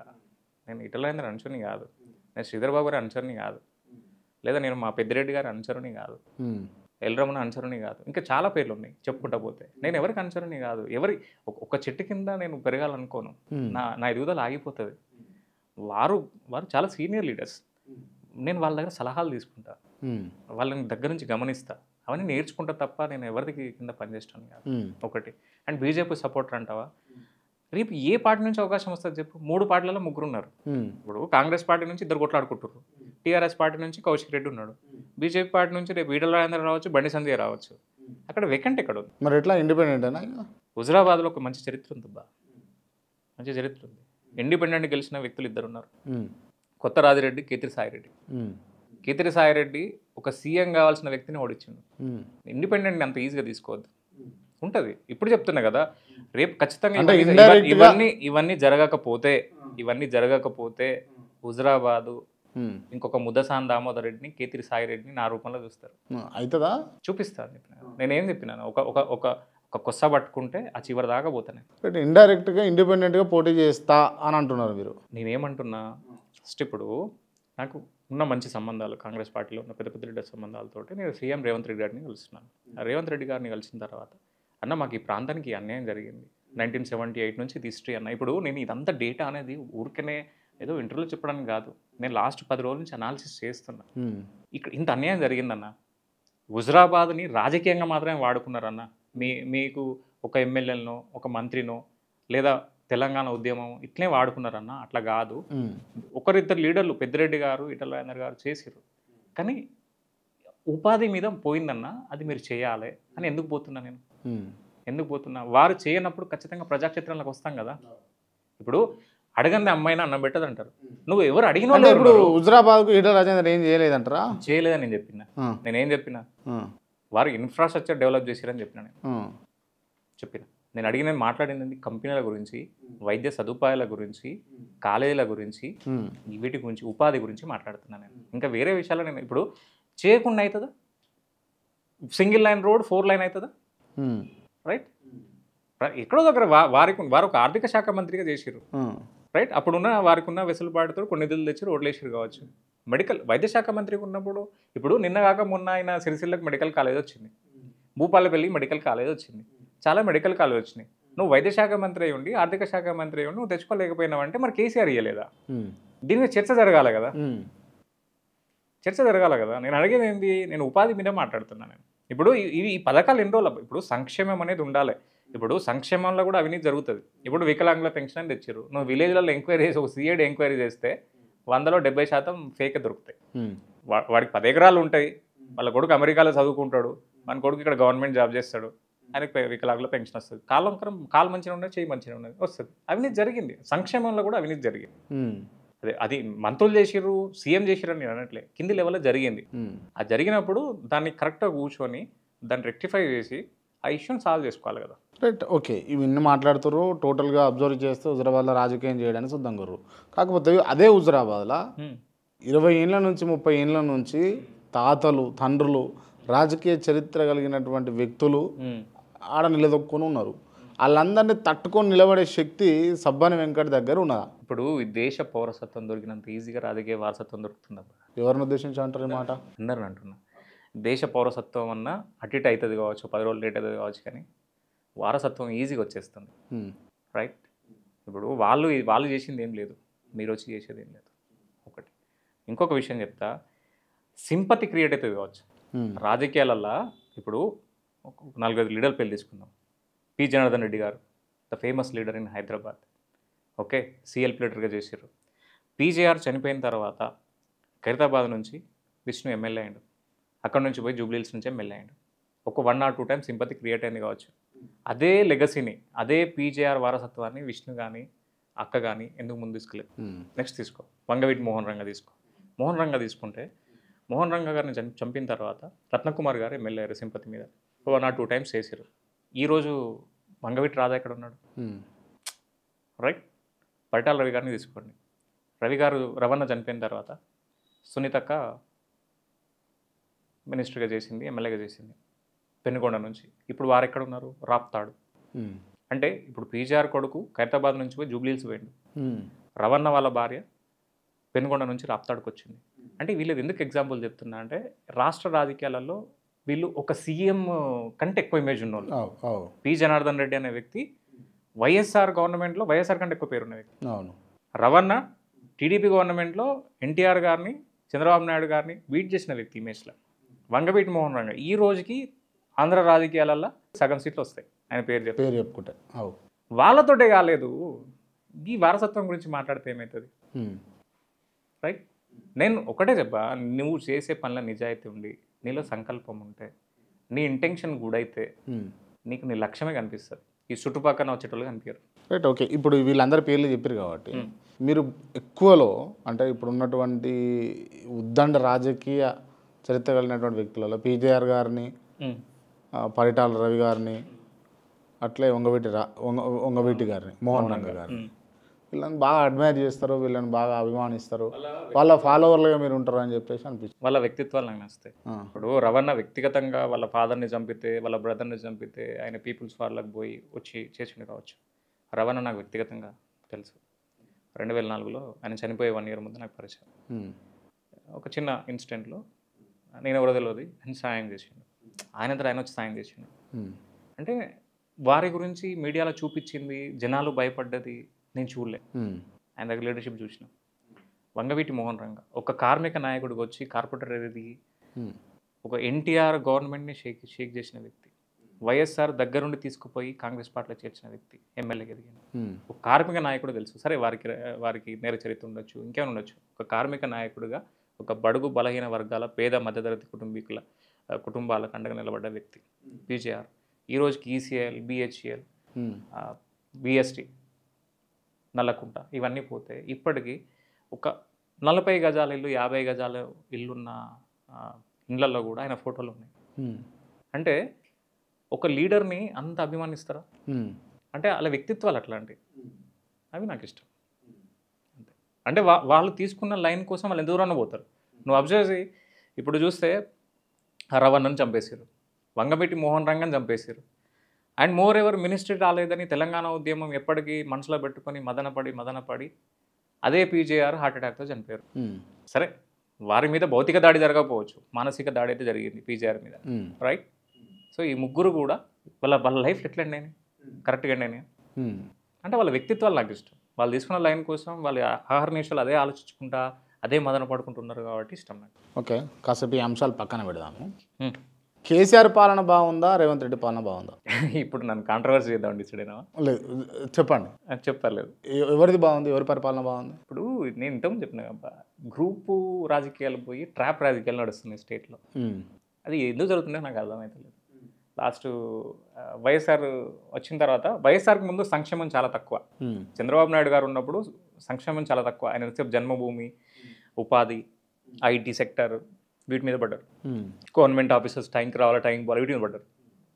వైఎస్ రాజశేఖర రెడ్డి వచ్చిన తర్వాత 108 ఫీజు రియంబర్స్మెంట్ ఇట్లాంటి స్కీములు వచ్చినాయి, ఆరోగ్యశ్రీ. ఆ తర్వాత కేసీఆర్ గారు వచ్చిన తర్వాత వారికి ఉన్న ఆర్థిక వెసులుబాటుతోటి ఇంకా ఇంప్రూవ్ చేసిండు. వీళ్ళు 6 గ్యారంటీస్ చెప్పినా చెప్పకపోయినా కాంగ్రెస్ అధికారంలోకి వచ్చేదబ్బా, వచ్చేదంతే. అది స్ట్రాటజిస్ట్ అంటే అది కదా. మరి ఎట్లా చెప్తాం? ఓపెన్గా చెప్పాలంటే వాళ్ళ ఇంట్లో కూర్చున్నా కూడా కాంగ్రెస్ గెలిచేదబ్బా. వాళ్ళు ఆర్థిక స్థితిగతులు, ఇప్పుడు వారు అపోజిషన్లో ఉన్నప్పుడు అప్పటికి పిఎస్సి చైర్మన్ మా శ్రీధరబాబు గారు ఉన్నారు. వారి ఇన్ఫర్మేషన్ క్లియర్గా తెప్పించుకున్నా కూడా రాష్ట్ర ఆర్థిక స్థితిగతులు అర్థమైపోయి పరిస్థితి తెలిసేది కదా. వీళ్ళు ఉన్న బడ్జెట్ కంటే ఎక్కువ ఇవ్వడం అనేది ఒకటి బాగా మైనస్ అయింది. వీళ్ళకి చేయాలని మస్తుంది ఉంది, కానీ చేయలేకపోతారు. ఫెయిల్ అయిపోయినట్టేనా? అట్లనే అనలే. ఇప్పుడు కేసీఆర్ అభివృద్ధి చేసిండు అంటారు, అవినీతి కూడా జరిగింది అంటారు. ఆ అవినీతిని బయట పెడితే అభివృద్ధి మాయమైపోతుంది, క్లియర్. నెక్స్ట్ వీళ్ళు నువ్వు ఫెయిల్ అయినా అంటారు. నేనేమంటున్నా, ఒడిదుడుకులు ఉన్నాయన్న. కొలాప్స్ అవ్వడం వేరు, ఊగిసలాట వేరు. వీళ్ళు ఊగిసలాడుతారు, కొలాప్స్ అవ్వలే. ఇంకా 3 ఏళ్ళు టైం ఉందబ్బా. వీళ్ళు కరెక్ట్గా ప్లాన్ చేసుకుంటే నెక్స్ట్ చాలా చేంజెస్ జరుగుతాయి. రైట్. కాళేశ్వరంలో నిజంగా స్కామ్ జరిగిందా అని అంటే మీరు ఏం చెప్తారు? కాళేశ్వరం మంచి ప్రాజెక్ట్, చెడు ప్రాజెక్ట్? ఆబ్వియస్గా మంచిదే, మంచి ప్రాజెక్ట్. నీళ్ళైతే అన్ని వాడుతున్నాయి. 39 లక్షల ఎకరాలు సాగవుతుంది. కానీ దాంట్లో 35% మెదక్కే వచ్చింది. దాని మీద చాలామందికి అనుమానాలు ఉన్నాయి. మెదక్కే వచ్చినాయి వాటర్ ఎక్కువ, రైట్? తీసుకుంటే సెంట్రల్ గవర్నమెంట్ ప్రణాళిక సంఘం 80,000 కోట్ల బడ్జెట్ ఇచ్చింది. ఆ 80,000 మీద ఎంత జరిగింది ఖర్చు అనేది బయటికి తీసి దాని మీద విచారణ చేస్తే సరిపోతుంది. అంటే 1,00,000 కోట్ల స్కామ్ జరిగింది కాళేశ్వరం అని అంటారు. సెంట్రల్ గవర్నమెంట్ 80,000 కొటేషన్ ఇచ్చిన తర్వాత జరిగితే 20,000 కోట్లనే జరగాలి. ఆ 20,000 కోట్ల లెక్కలు తీసి ఒక అఖిలపక్ష మీటింగ్ ఏర్పాటు చేసి ఒక చీఫ్ ఇంజనీర్స్ని పిలిచి ఒక నీటిపారుదల శాఖ మీద, ఈ డ్యామ్స్ మీద అవగాహన ఉన్న ఎక్స్పర్ట్స్ని పిలిచి కూర్చోబెడితే లెక్క తెలిసిపోతుంది కదా. ఈ డ్రాగ్ అవుతుంది కదా, 20 నెలలు అవుతుంది. ఇప్పుడు మీరు ఆరోపణ చేసిర్రబ్బా, నిరూపించకపోతే రేపు మీ క్రెడిబిలిటీ పోతుంది. ఇప్పుడు ఇక్కడ ఏమవుతుంది అంటే, నేను ప్రతి లెక్క చెప్తాను. నేను 39 లక్షలకు ఎకరాలు సాగవుతున్నప్పుడు ఎస్ఆర్ఎస్పి కెనాల్ని వాడుకున్నారు, రంగసాయంని వాడుకున్నారు. ప్రతి లెక్క తీసుకుంటే మరి వెనకైనా స్కామ్ ఉందా? వీటి మీద చర్చ జరగాలి. ఈ 20,000 కోట్ల మీద చర్చ జరగాలి. ఇవన్నీ జరగకుండా ఊరికే ఆరోపణ చేస్తే కూడా నిలబడదబ్బా. ఓకే, క్రెడిబిలిటీ దెబ్బతింటుంది. అందులో గుర్తుపెట్టుకోవాల్సింది ఏంటంటే, ఎంటైర్ ఇండియాలోనే బీఆర్ఎస్కున్న సోషల్ మీడియా చాలా స్ట్రాంగ్గా వర్క్ చేస్తుంది. అంత ఈజీగా మనం ఆరోపణ చేసి తప్పించుకోలేము. ఆధారాలు ఉంటేనే మాట్లాడాలి, లేదంటే మనం టార్గెట్ అవుతాం అందరికీ. ఫోన్ ట్యాపింగ్ వ్యవహారం, ఫోన్ ట్యాపింగ్ జరిగిందంటారా? నాకెట్లా తెలుస్తుంది? నాకెట్లా తెలుస్తుంది క్రాంతి? మీరు స్ట్రాటజిస్ట్, అనలిస్ట్, రాజకీయ అనుభవం ఉన్నది. సీక్రెట్ కెమెరాలు అయితే పెట్టలేం కదా. ఎంత స్ట్రాటజిస్ట్ అయినా అనలిస్ట్ అయినా సీక్రెట్ కెమెరాలు పెట్టలేం. వాస్తవంగా చెప్పాలంటే నిజంగా అది ఇప్పుడు అధికార మార్పిడి జరిగింది. సరే, రకరకాల ఆరోపణలు వస్తున్నాయి. ఏదో మూవీ యాక్ట్రెస్లని, లేదా ఇండస్ట్రియలిస్ట్ అని, పొలిటీషియన్స్ అని వస్తున్నాయి. అధికార మార్పిడి జరిగిన తర్వాత, గవర్నమెంట్ మార్పిడి జరిగిన తర్వాత ప్రతి ఒక్కరు బయటకు వచ్చి కేసు పెడతారు. అవును, కేసు పెట్టకుండా ఎవరు ఉండరు. ఇప్పుడు నేనున్న ఇప్పుడు ఎవరన్నా ఇప్పుడు నన్ను టార్గెట్ చేస్తారు. నువ్వు చాలాసార్లు అన్నావు, దాని గురించి నేను అడుగుతా. ఫస్ట్ టార్గెట్ అన్నావు. టార్గెట్ చేసిన తర్వాత నన్ను ఏదో కేసులో బలి కావాల్సి వస్తుంది. ప్రభుత్వం మారినాక నా వాళ్ళు అధికారంలోకి వస్తారు కదా. వచ్చినప్పుడు నేను అప్పుడు బయటికి తీస్తా కదా, చూస్తా కదా. ఇప్పుడు అధికార మార్పిడి జరిగిన తర్వాత ఎవరైతే ఆరోపణలు చేస్తున్నారో, ఎవరైతే బాధితులు ఉన్నారో బయటికి వస్తలేరు కదా. ఇక్కడ ఏమైతుంది, కాళేశ్వరం ప్రాజెక్ట్ అయినా, ఫోన్ ట్యాపింగ్ అయినా, ఇంకేదైనా కూడా వీళ్ళు ఆరోపణలు చేసినప్పుడు ఆధారాలు ఉంటే కేసు క్లోజ్ చేసేయాలి. లేదు అనుకుంటే నిష్పక్షపాతకంగా జరగాలి ఇన్వెస్టిగేషన్ అంటే సిబిఐకి ఇవ్వండి, అయిపోతుంది కదా. అప్పుడు రేవంత్ రెడ్డి గారి క్రెడిబిలిటీ పెరుగుతుంది. ఒకవేళ వాళ్ళు కనుక తప్పు చేసి ఉంటే వాళ్ళు సిబిఐ అయితే ఊరుకోదు కదా. ఇట్స్ గవర్నమెంట్ ఏజెన్సీ కదా. అది ఏదున్నా కూడా జరిగిందా లేదా నేను చెప్పలేను, కానీ కొంత భయానక వాతావరణం అయితే ఉండే అబ్బా. రైట్, ఎవరు కూడా డైరెక్ట్ కాల్ చేసుకునే పరిస్థితి లేకుండే అప్పుడు. సరే, ఇప్పుడు కేసీఆర్ పాలన అయిపోయింది, రేవంత్ రెడ్డి పరిపాలన అయిపోయింది. ఒకవేళ ఈ ఎన్నికలు వస్తే ఏ పార్టీ అధికారంలోకి వస్తుంది? ఇప్పుడు ఏదో సినిమాలో త్రివిక్రమ్ గారు చెప్పినట్టు ప్రతి 30 సంవత్సరాలకు ఒకసారి రాష్ట్ర రాజకీయం మారినట్టు ఈసారి జరిగే ఎలక్షన్స్ చాలా గమ్మత్తుగా ఉంటాయి. ఎందుకంటే చాలామంది ఉద్దండులు ఓడిపోతారు, చాలామంది కొత్త వాళ్ళు గెలుస్తారు. కారణం డీలిమిటేషన్. ఇప్పుడు మా హుజరాబాద్ తీసుకుంటే 5 మండలాలు ఉన్నాయి. ఈ బార్డర్లో ఉన్న విలేజెస్లో పక్క కాన్స్టిట్యున్సీ ఎమ్మెల్యే ప్రభావం కూడా ఉంటుంది. అండ్ మోర్ ఎవర్ ప్రతి కాన్స్టిట్యున్సీలో నాలంటి వాడు తయారవుతున్నాడు. 119, 153 అవుతున్నప్పుడు కనీసం ఒక 50 మంది నాలంటి వాళ్ళు తయారవుతారు. అంటే పవర్ సెంటర్స్. మేము గెలుస్తామా ఓడతామా పోటీ చేస్తామా పక్కనే పెడితే మా ప్రభావం ఎక్కువ ఉంటుంది. ఇట్లాంటి వాళ్ళు ప్రతి కాన్స్టిట్యున్సీలో ఉన్నారు, వాళ్ళ ప్రభావం ఎక్కువ ఉంటుంది. అంటే నెక్స్ట్ అయితే హంగ వచ్చే అవకాశం అవుతుంది. సెంట్రల్లో ఇక్కడ ఏదున్నా కూడా ఈ కాన్స్టిట్యున్సీస్ డివైడ్ అయిన తర్వాత ఎవరి గెలుపుని ఎవరు అంచనా వేయలేరు. అదైతే జరుగుతుంది. ఓకే, ఇప్పుడు పార్టీలు జాగ్రత్త పడితే మాత్రం బాగుంటుంది. మీరు అంటే ఈ కొద్ది రోజులలో ఓ పోస్టర్ రిలీజ్ చేయడము, మంత్రులను అంటే ఈ పార్టీ ఆ పార్టీ అని కాకుండా ఎమ్మెల్యేని కలవడము, సీఎంను కలవడము, ఇవన్నీ ఎందుకు చేస్తున్నట్టు? నేను చెప్పిన కదా ఇంతకుముందు. ఇప్పుడు మా హుజరాబాద్ కేంద్ర పాలిత ప్రాంతం లెక్క ఉందని చెప్పిన. ఎంపీ ఒక పార్టీ, అధికారంలో ఉంది ఒక పార్టీ, ఎమ్మెల్యే ఒక పార్టీ ఉంది. ఇదే సిచ్యువేషన్ ఏ కాన్స్టిట్యున్సీలలో ఉన్నాయి. ఇప్పుడు మొన్న మా రాకేష్ రెడ్డిని కలిసిన, వారిని ఇంటికి ఇన్వైట్ చేస్తే వారు వచ్చారు, కలిసినాను. అట్లా చాలామంది ఎమ్మెల్యేలను కలుస్తున్నాను నేను. ఫస్ట్ టైం గెలిచిన ఎమ్మెల్యేలు, అది కూడా అపోజిషన్ పార్టీ ఎమ్మెల్యేలు, బీఆర్ఎస్ అండ్ బీజేపీ, వాళ్ళ కాన్స్టిట్యున్సీలో జరుగుతుంది కదా. ఇప్పుడు ఆర్మూర్కి ఇంటిగ్రేటెడ్ స్కూల్ వచ్చింది, మరి హుజరాబాద్కి ఎందుకు రాలేదు? రైట్, ఇవన్నీ నేను అనాలిసిస్ చేసుకుంటూ పోతున్నా. పోయిన తర్వాత ఇప్పుడు సీఎం రేవంత్ రెడ్డి గారి దగ్గరికి పోయిన తర్వాత ఫస్ట్ నీకు నేను ఎందుకు అపాయింట్మెంట్ ఇవ్వాలనే ఆలోచన వస్తాయి ఆయనకి. వెంకట్ నా పార్టీ మనిషి కాదు, వెంకట్ పాలిటిక్స్లో లేడు, అపోజిషన్ కాదు, ఎమ్మెల్యే కాదు, ఎమ్మెల్సీ కాదు, ఎందుకు ఇవ్వాలంటాడు. ఆ ఇవ్వాలన్నప్పుడు నేను ఒక 6 minutes 7 minutes ఒక ప్రజెంటేషన్ రెడీ చేసి పంపిస్తున్నా వాళ్ళకి. అంటే అట్లీస్ట్ ఫస్ట్ అపాయింట్మెంట్ సంపాదించి, అన్న ఇది జరిగింది, ఇది జరుగుతుంది, ఇది చేయండి, నేను నా భవిష్యత్తు నబ్బా నువ్వు అన్న రాజకీయ భవిష్యత్తు వాళ్ళకి ఇచ్చేస్తున్నా. నేను నాకు హుజరాబాద్ అభివృద్ధి కోసం వాళ్ళకి ఇచ్చేస్తాను. అది కానప్పుడు ఏం చేస్తాం, అన్న మీరు చేస్తలేరు అన్న, మరి నేను ఏం చేయాలి? మరి నా ఇంటికి వచ్చిన వాళ్ళకి న్యాయం చేయాలి కదా, మరి నా ప్రాంత పిల్లలకు న్యాయం చేయాలి కదా. ఇప్పుడు ఒక నెల అడుగుతారబ్బా, అన్న ఇంట్లో బియ్యం లేవు, అన్న ఎగ్జామ్ ఫీజు కట్టాలి, అన్న బుక్కులు కొనుక్కోవాలంటే నెల 5,000 10,000 కొడతారు. రేపు నాకు కుటుంబం ఉంటుంది కదా. అది చేయాల్సిన ఎమ్మెల్యేనో ఎంపీనో చేస్తే నాకు ఈ అవసరం ఉండదు కదా. సో రేవంత్ రెడ్డి గారిని అన్నకి ఇది చేయడం అని అడుగుతా. వాళ్ళు చేస్తే సంతోషం. నేను తప్పకుండా కాంగ్రెస్ పార్టీకి ఈ స్థానిక సంస్థల ఎలక్షన్లని మద్దతు ఇస్తా, నిలబడతా. నాకున్న 20-30 కాన్స్టిట్యున్సీలు ఎక్కడ ఉందో నేను మొత్తం ప్రభావితం చేస్తా అని చెప్పాను. కాన్స్టిట్యున్సీకి 5,000 ఓట్లు అనేది తెప్పిస్తాబా, నేను రెడీగా ఉన్నా. హుజరాబాద్ డెవలప్ చేస్తా అంటే రెడీగా ఉన్నా. గా ఉద్దేశంతో కలుస్తున్నా సీఎంని, అంతే, ఇంకేం లేదు. రైట్, అంటే ఇవి మీద లేకపోతే అంటీ అంటున్నట్టు కాకుండా క్లియర్గా పోయి ఓ పార్టీ కండవ కప్పుకొని ఓ పార్టీలో జాయిన్ అయ్యి ఆ పార్టీ నుంచి పోటీ చేస్తా అని చెప్పేసి ఓకే పోరాడితే అయిపోతుంది కదా, ఎన్ని రోజులు ఈ ముసుగులో గుద్దులాటలు ఇంకా. నేను నాయకుడిగా ఉండాలనుకుంటున్నా బా, రాజకీయ నాయకుడు అవ్వాలి అనుకోవట్లేదు. అదే నేను ఇప్పుడు నువ్వు అన్నావు పీజీఆర్ అన్నావు, రవణ అన్నావు, మోహన్ రంగ్ అన్నావు, ఎవరన్నా కూడా నేను నాయకుడిని అవ్వాలనుకుంటున్నా. అంటే కష్టం వస్తే మా వెంకన్న దగ్గర పోవాలి. ఇప్పుడు ఒక మంచి వాతావరణం క్రియేట్ అయింది అబ్బా కొంత మా యూత్లో. వెంకట్ చెప్తే మేము విందామనే కాడికి పిల్లలు వచ్చారు. వెంకట్ మాట్లాడితే న్యాయం ఎటుంటే అటు మాట్లాడుతున్నాను. అదే నేను ఏమంటున్నా, ఒక రాజకీయ పార్టీలో చేరక అనవసరంగా ఎందుకు మీరు ఒక ప్రైవేట్ సైన్యాన్ని మీరు ఎందుకు తయారు చేస్తున్నారు? ప్రైవేట్ సైన్యం అంటూ ఏం లేదబ్బా, వాళ్ళంతా నా తమ్ముళ్ళు. నాకు తోడబుట్టినోడు ఒక్కడే అని అందరూ అనుకోవచ్చు, కానీ ఈ 1,00,000 మంది నా తోడబుట్టిన వాళ్ళే. వాళ్ళని ఎప్పుడు నేను వేరుగా చూడలే. అది సైన్యం కాదు, అది వాళ్ళకి నన్ను కాపాడుకుంటుర్రు, నా నా మార్గంలో నడుస్తుర్రు. ఇప్పుడు ఫస్ట్లో ఏదో బ్లడ్ గ్రూప్ క్రియేట్ చేసినాం అబ్బా, వాట్సాప్ గ్రూప్ సాయం చేద్దామని. అందరు లెఫ్ట్ అయ్యారు. ఒక 20 మందిని కూర్చోబెట్టి మాట్లాడినా, ఇంప్రెస్ అయ్యారు. ఆ 20 మంది 400 మంది అయ్యారు, 40,000 మంది అయ్యారు, ఈరోజు 60,000 మందికి వచ్చారు, రేపు 1,00,000 అవుతారు, 2 లక్షలు అవుతారు. అంటే వాళ్ళు ఒక లీడర్షిప్ కింద పనిచేస్తారు, ఒక నాయకుని నమ్మి నడుస్తారు. అటువంటిప్పుడు ఆ సైన్యం ఎందుకు అనుకోవాలి? నా తమ్ముళ్ళు వాళ్ళంతా అంతే. Right, okay. ఫైనల్గా మిమ్మల్ని ఒకటి అడగదలుచుకుంటున్నా, ఏమి నొప్పించుకోరుగా? పర్లేదు, అడగచ్చు. జేజీ ఇక నిండా మునిగినాక సలేం దిక్కురా.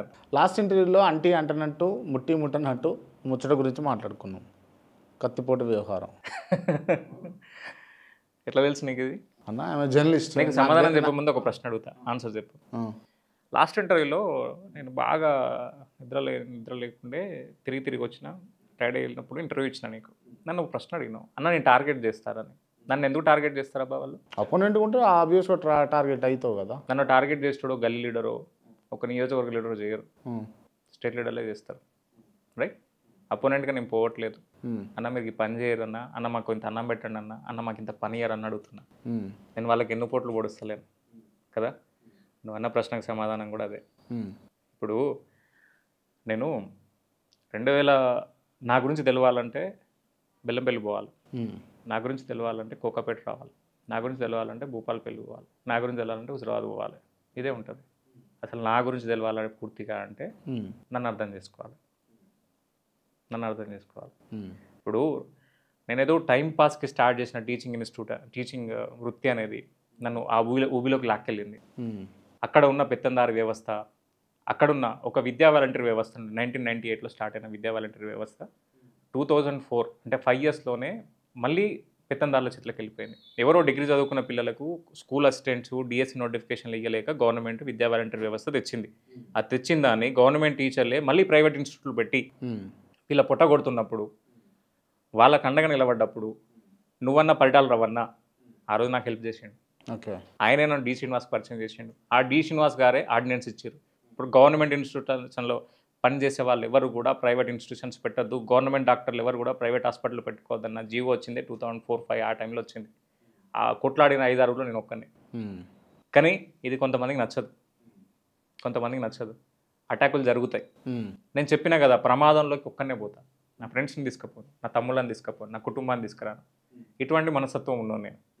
ఇప్పుడు కూడా అందరు అంటారు వెంకట్ ప్రోగ్రామ్ చేస్తే 100 మంది వస్తారు, మరి ఒక్కడే తిరుగుతాడేంది? చెప్పినా కదా, నేను పిలిచి అన్నం పెట్టడానికి ఇష్టపడతా తప్ప ఆ పిలిచే ప్రమాదంలోకి తీసుకుపోనేవారిని. అప్పుడు కొంతమంది నన్ను టార్గెట్ చేసుకొని 2-3 సార్లు అటాక్ చేసినప్పుడు ఊరికే బెదిరిస్తా. ఇప్పుడు 2 రకాలు ఉంటాయి అబ్బా, హత్య ఉంటుంది, ఆత్మహత్య ఉంటుంది.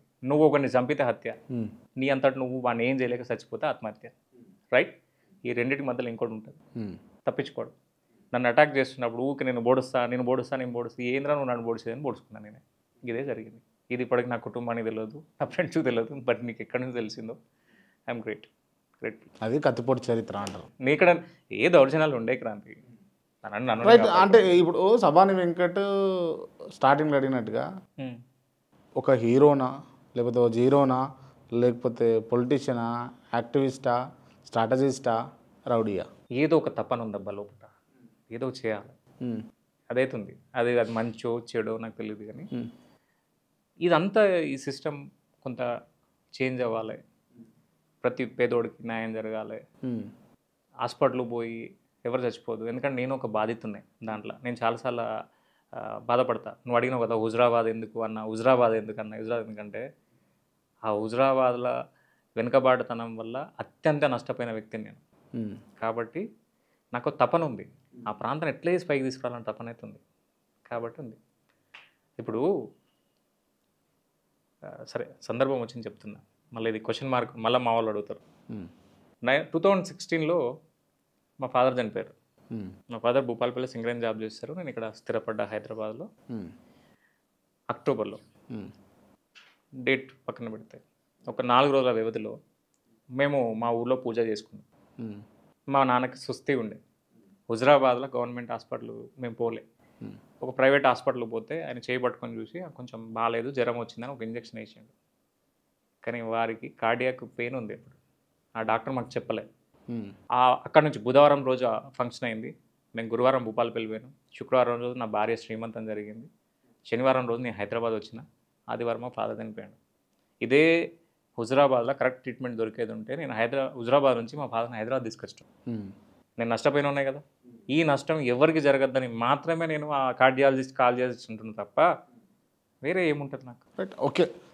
ఓవరాల్గా అంటే ఇంతసేపు మాట్లాడిన దాంట్లో ఫస్ట్ మీరు ఓ ట్రైన్ది ఓ బస్ది ఎగ్జాంపుల్ చెప్పారు. నేను ఒకటే లైన్లో ఉంటా, లైన్ క్రాస్ అవ్వను, ఏ సిచ్యువేషన్స్ వచ్చినా అని చెప్పారు. నాకు నచ్చిన విషయం అదొకటి.